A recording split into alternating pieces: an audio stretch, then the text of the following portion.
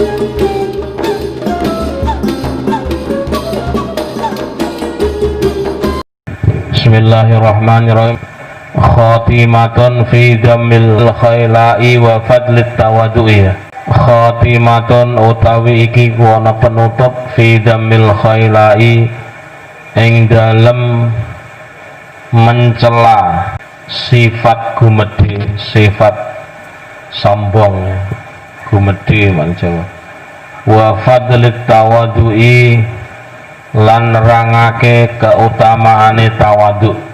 Akhraja wis ngetokake Al-Bukhari sapa Imam Bukhari bainama iku ing dalem sijine mangsa rajulun utawi ana wong lanang mimman kang setengah saking wong termasuk orang-orang kana kang ana sapa man qablakum iku sadurunge sira kabeh ya jurru hale narik sapa rajul izarahu ing sarunge rajul minal khilai saking gumedhe sombong fa khosafa mongko ngeblesake menenggelamkan sapa Allah bihi kelawan rajul fahuwa mongko utawi rajul ya tajaljalu iku ingkang kecepit fil ardi ing dalam bumi ila yaumil kiamati tumeka dina kiamat.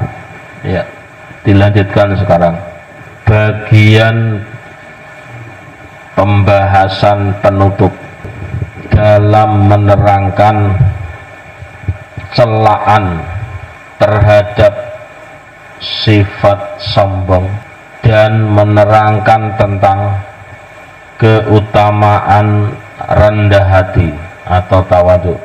Imam Al-Bukhari telah menyampaikan sebuah riwayat bahwasanya dahulu itu ada seseorang laki-laki yang termasuk golongan orang-orang sebelum kalian semua, dan orang ini menarik sarungnya dengan maksud menyombongkan diri. Maka setelah kesombongan ini dilakukan, Allah menenggelamkan orang tersebut dalam keadaan terjepit di dalam bumi sampai hari kiamat. Sampai hari kiamat. Jadi ini kalau disingkat atau diringkas adalah kesombongan yang dilakukan oleh seseorang bisa berdampak fatal, meskipun kesombongan itu berkaitan dengan fashion, berkaitan dengan penampilan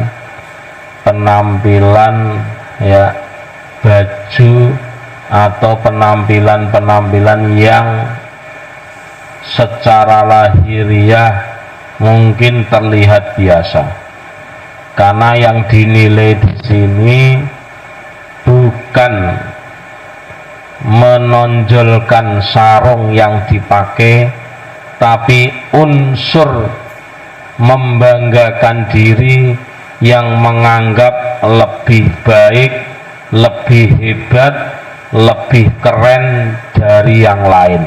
Intinya di situ. Jadi tidak melihat case study-nya, tapi melihat substansialnya. Kalau case study kasusnya itu berkaitan dengan seseorang yang menampakkan sarung, menampakkan fashion, begitu ya. Tetapi yang dilihat bukan itu, tapi yang dipertimbangkan adalah adanya unsur membanggakan diri, menganggap diri lebih hebat, lebih baik, lebih berharga, lebih terhormat, dan lebih-lebih yang lain dibandingkan daripada temannya atau orang lain itu sendiri. Wa Ahmadulan ngriwayatake sapa Imam Ahmad, man utawi sapane wong ta'adzuma iku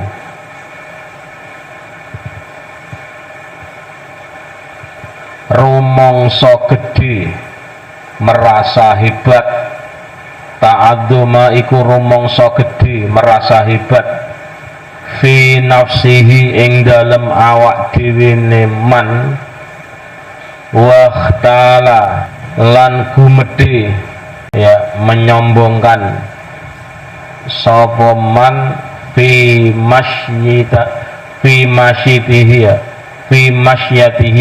masyatihi ing dalem perjalanane man, mlakune gleleng, sirai dibandul, lakia mongko bakal ketemu sapa man Allah ing Allah, wa huwa utawi Allah alaihi ing atase man ghadbanun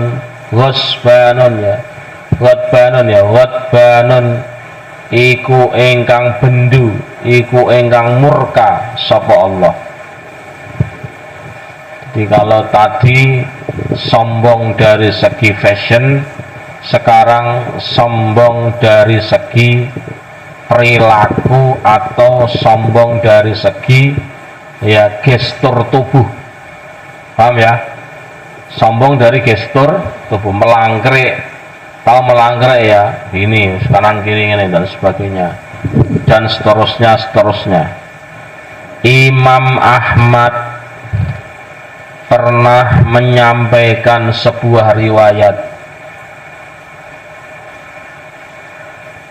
siapa saja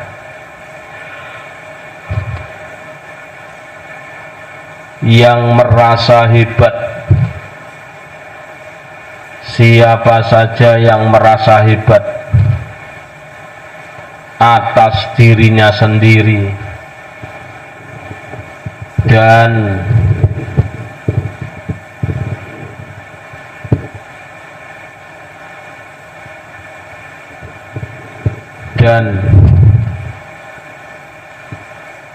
menyombongkan diri dalam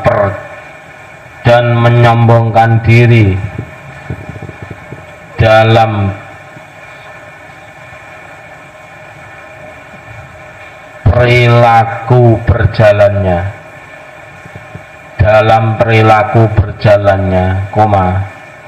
maka orang tersebut akan ketemu dengan Allah, maka orang tersebut akan bertemu dengan Allah dalam keadaan Allah itu murka kepadanya, dalam keadaan Allah itu murka kepadanya.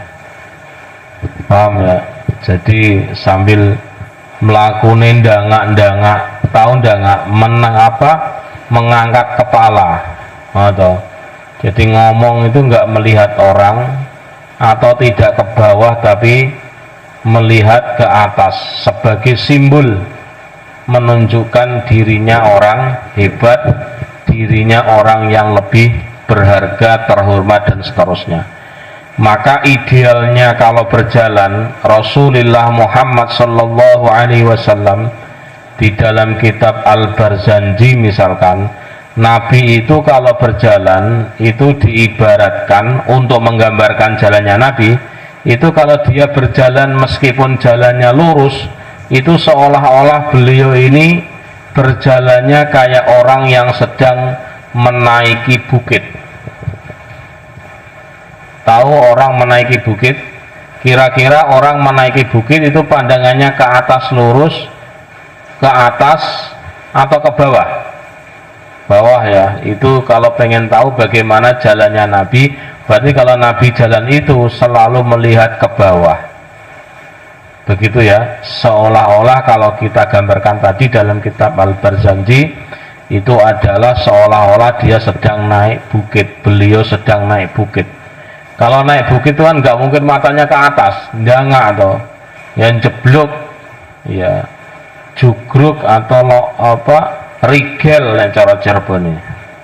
Nah, maka berjalannya Nabi ini juga menjadi catatan. Dinglok, menundukkan kepala dan seterusnya. Wa Muslimun lan us ngetokake riwayat sapa Imam Muslim, annallaha ing sak temene Allah la yanduru iku ora ningali sapa Allah ilaman maring wong ya juru kang narik sapa man izarahu ing sarunge man batron krana bungah lacut. Ini ditulis Jawanya dulu, saya terangkan. Bungah lacut itu bagaimana? Tertawa terbahak-bahak, tapi arahnya adalah mohon maaf menunjukkan dirinya itu seolah-olah paling hebat. Kalau bahasa Jawanya, bahasa Indonesianya ya tertawa terbahak-bahak, wah misalkan ya, itu namanya bungah lacut, bahagia tapi menunjukkan sebuah penyimpangan.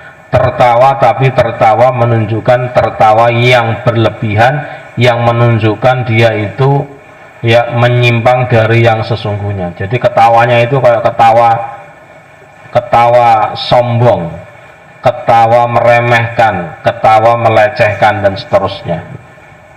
Ya, Allah tidak melihat orang yang tipologinya seperti itu. La yadkhulu kang ora bakal manjing sapa man al jannata ing swarga. Man la yadkhulu kang ora bakal manjing al jannata ing swarga man sapa wong kana kang ana sapa man makana kang ana fi qalbihi iku ing dalem atine man misqalu dzarratin apa sak bobote biji dzarrah min kibrin bayane saking sifat sombong, min kibrin bayane saking sifat sombong.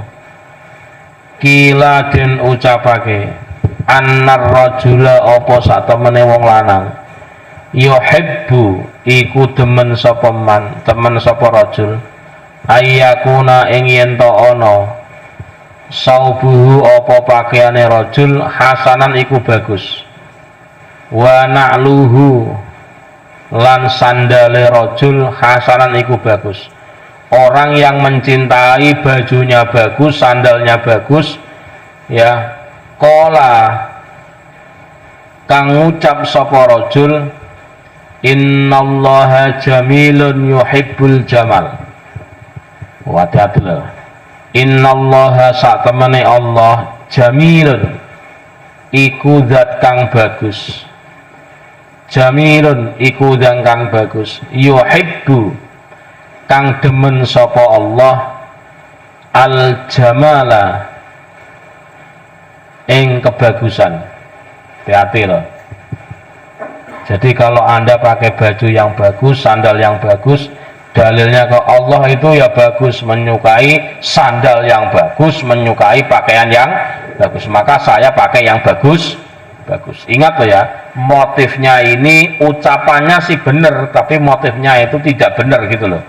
Dalam bahasanya sahabat Ali, ini adalah kalimatu haqqin uridu biha atau turadu biha al-batil, jargon indah tapi untuk menunjukkan agenda busuk. Innallaha jamilun yuhibbul jamal, itu jargon indah itu. Ini sebuah hadis Nabi ini. Tapi di dalamnya terselubung agenda busuk. Agenda busuk itu adalah unsur pamer, sandalnya bagus, pakaiannya bagus, didalili dewe, dikuatkan dengan dalil innallaha jamilun yuhibbul jamala. Sesungguhnya Allah itu zat yang bagus, maka beliau pun menyukai yang bagus. Karena itulah saya pakai sandal yang bagus. Ini yang saya maksud kalimatu haqqin turadu atau uridu biha al-batil. Jargon indah, pepatah yang baik, tetapi terdapat muatan agenda busuk. Naudzubillah min dzalik. Ini ingat-ingat, ini sudah banyak terjadi ya. Ini istilah ini dikenal ketika perang Siffin antara sahabat Ali dan sahabat Muawiyah. Ingat waktu itu sahabat Muawiyah sudah kepepet ketika akan dihabisi oleh pasukan sahabat Ali ya, pedang diangkat dengan ujungnya di bawah Al-Quran dengan maksud untuk menunjukkan perdamaian. Saatnya sudah mau kalah, ngajak damai. Perdamaian itu bagus, saling memaafkan itu baik antar sama muslim, padahal maknanya adalah pengen tidak dihancurkan oleh pasukannya sahabat Ali. Maka sahabat Ali menyampaikan sebuah statement, inilah jargonmu memang indah, ucapanmu memang bagus, tapi di dalamnya terselubung agenda busuk. Pas kepepet kok minta diselamatkan, padahal tapi ketika masih normal membabat menghabisi pasukannya sahabat Ali. Tentu ini adalah problem yang kita tidak bisa mengomentari secara jauh, hanya bisa menceritakan, dan statement yang disampaikan oleh sahabat Ali ini menjadi catatan sejarah kita semua, bahwa memang sering kita mendengar ucapannya baik tapi untuk agenda busuk, ngerayu cewek atau ngomong-ngomong yang memuji, ngomong-ngomong merayu, tapi tujuannya untuk mengelabui, mengambil sesuatu yang itu tujuannya hanya sesaat, bukan dari hati yang paling dalam. Itu apa? Kalimatu haqqin turadu biha al-batil. Jargon indah untuk agenda yang busuk. Ya, naudzubillah min dzalik.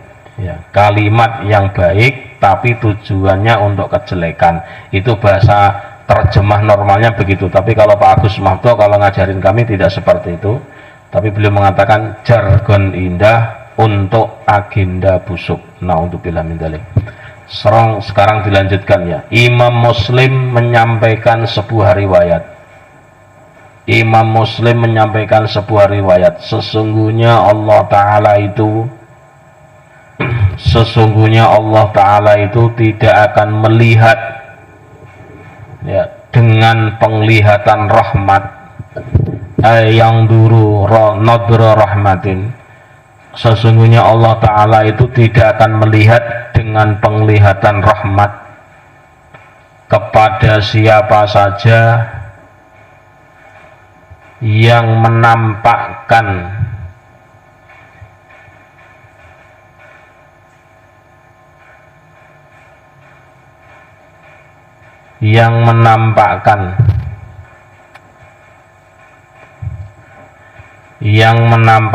kelebihannya ya, isdahu, menampakkan kelebihannya sebagai bentuk kebahagiaan,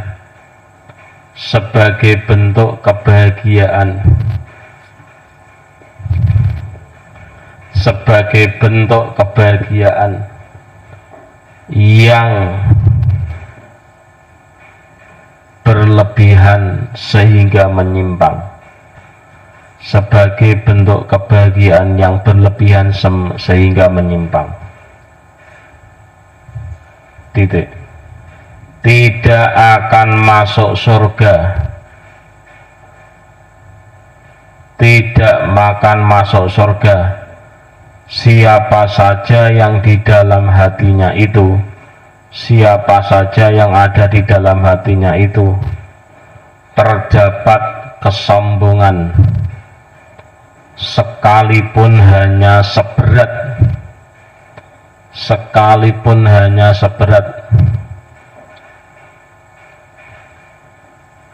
biji dzarrah. Titik.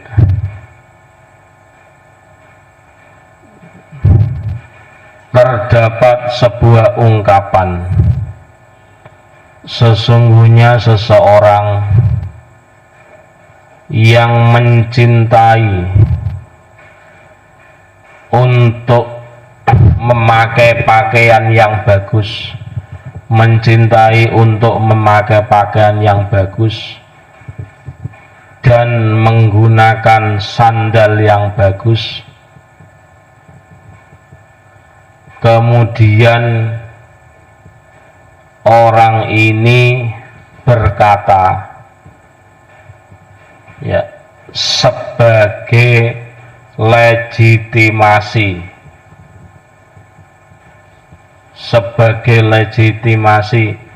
kesombongan dalam berpenampilan ini, sebagai legitimasi dalam kesombongan berpakaiannya ini, gitu ya, dengan mengatakan sesungguhnya Allah itu zat yang sangat bagus, sesungguhnya Allah itu zat yang maha bagus,